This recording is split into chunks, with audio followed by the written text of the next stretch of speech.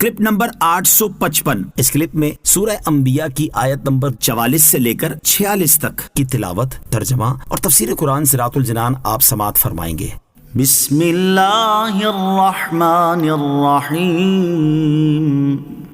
ترجمہ: اللہ کے نام سے شروع جو نہایت مہربان رحمت والا ہے۔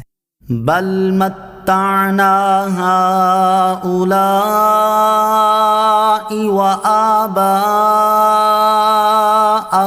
حتى طال عليهم العمر افلا يرون أنا نأتي الأرض ننقصها من أطرافها افہم الغالبون۔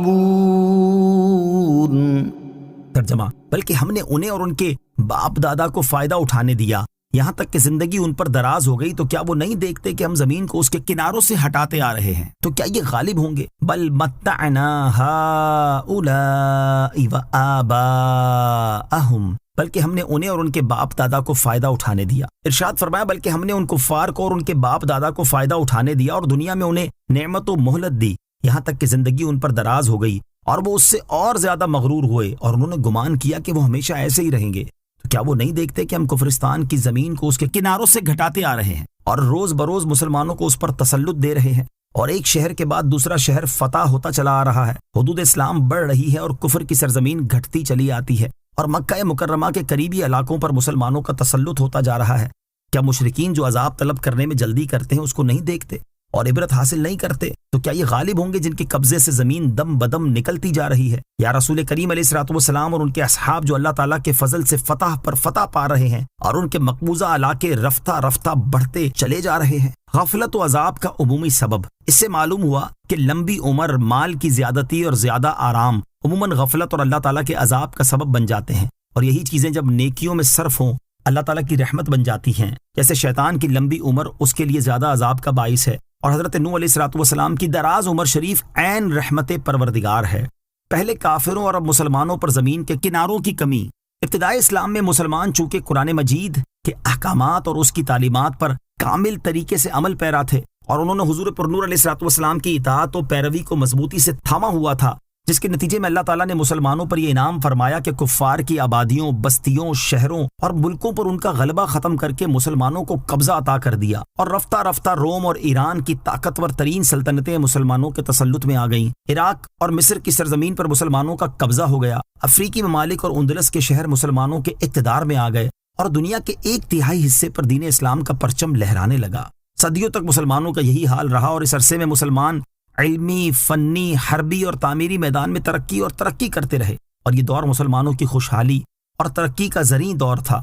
پھر جب مسلمان قرآن مجید کے احکامات اور اس کی تعلیمات پر عمل سے دور ہونے لگے اور حضور اقدس علیہ الصلوۃ والسلام کی اطاعت و فرمانبرداری سے روگردانی شروع کر دی، عیش و عشرت کی بزم گرم کرنے اور رقص و سرور کی محفل سجانے لگ گئے، ایک دوسرے سے اقتدار چھیننے میں مصروف ہوئے، اور اقتدار کے حصول کی خاطر اسلام کے دشمنوں کو اپنا مددگار بنانے اور ان سے مدد حاصل کرنے لگ گئے، تو اس کا انجام یہ ہوا کہ ان کی ملی وحدت پارا پارا ہونا شروع ہو گئی، اور آہستہ آہستہ مسلمانوں کے مفتوحہ علاقے کفار کے قبضے میں آنے لگ گئے، اسلامی سلطنت کی حدود سمٹنے لگ گئی، اور اب دنیا بھر میں مسلمانوں کا جو حال ہے وہ سب کے سامنے ہے۔ اگر آج بھی مسلمان اپنے ماضی سے سبق نہ سیکھیں گے تو کوئی بعید نہیں کہ مسلمانوں کا رہا سہا غلبہ و اقتدار بھی ان سے چھن جائے۔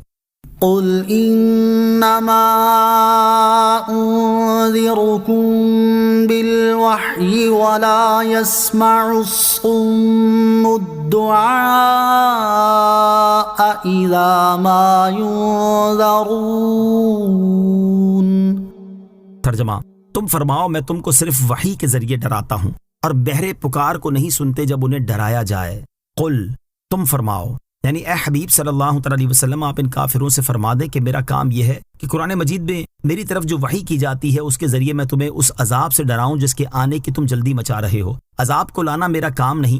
آیت کے آخر میں کافروں کے متعلق فرمایا کہ جیسے بہروں کو کسی خطرے میں آواز دی جائے تو انہیں یہ آواز فائدہ نہیں دیتی، کیونکہ ان میں کسی کی آواز سے نفع اٹھانے کی صلاحیت نہیں ہے۔ اسی طرح کفار کی حالت ہے کہ انہیں عذاب کی وعیدیں فائدہ نہیں دیتی، کیونکہ انہوں نے ہدایت کی بات سننے سے خود کو بہرا کیا ہوا ہے۔ آیت: قل انما انذرکم بالوحی، سے معلوم ہونے والے مسائل۔ اس آیت سے 2 مسئلے معلوم ہوئے۔ نمبر 1، پیغمبر پر احکام سنا دینا لازم ہے، دل میں اتارنا لازم نہیں کہ یہ خدا کا کام ہے۔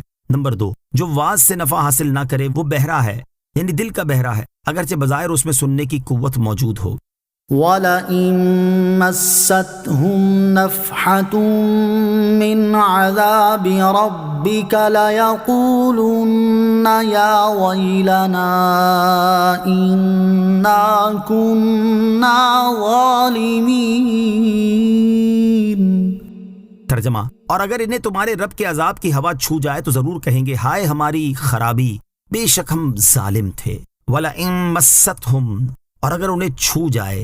اس سے پہلی آیت میں بیان ہوا کہ عذاب آنے کی خبر سن کر کافروں پر کوئی اثر نہ ہوا، اور یہاں فرمایا گیا کہ جب عذاب آ جائے گا تو پھر انہیں پتہ چلے گا کہ انہیں کتنی جلدی اثر ہوتا ہے۔ چنانچہ ارشاد فرمایا کہ اگر انہیں اللہ تعالیٰ کے عذاب کا معمولی حصہ پہنچ جائے تو اس وقت یہ ضرور پکاریں گے کہ ہائے ہم برباد ہو گئے، ہم ہلاک ہو گئے، بے شک ہم نبی کی بات پر توجہ نہ دے کر اور ان پر ایمان نہ لا کر اپنی جانوں پر ظلم کرنے والے تھے۔ غفلت و بدبختی کا شکار لوگوں کا حال۔ علامہ اسماعیل حقی رحمۃ اللہ تعالی فرماتے ہیں اس آیت میں اس بات کی طرف اشارہ ہے کہ غفلت و بدبختی کا شکار لوگ دنیا میں انبیاء کرام علیہ الصلوۃ والسلام کی تنبیہ اور اولیاء کرام رحمۃ اللہ تعالی علیہم کے وعظ سے نصیحت حاصل نہیں کرتے، یہاں تک کہ موت کے بعد انہیں اللہ تعالیٰ کے عذاب کے آثار میں سے کوئی اثر پہنچے، کیونکہ ابھی لوگ سو رہے ہیں اور جب انہیں موت آئے گی تو یہ بیدار ہو جائیں گے، پھر یہ اپنے گناہوں کا اعتراف کریں گے اور اپنی جانوں پر ظلم کرنے کی وجہ سے ہائے بربادی، ہائے ہلاکت پکاریں گے۔ لہٰذا ہر مسلمان کو چاہیے کہ وہ اللہ تعالیٰ کے عذاب اور اس کی ناراضی کے اسباب سے بچے اور رحمت و نجات کے دروازے کی طرف آئے، اللہ تعالیٰ کی اطاعت اور پرہیزگاری کا راستہ اختیار کرے اور نفسانی خواہشات کو پورا کرنے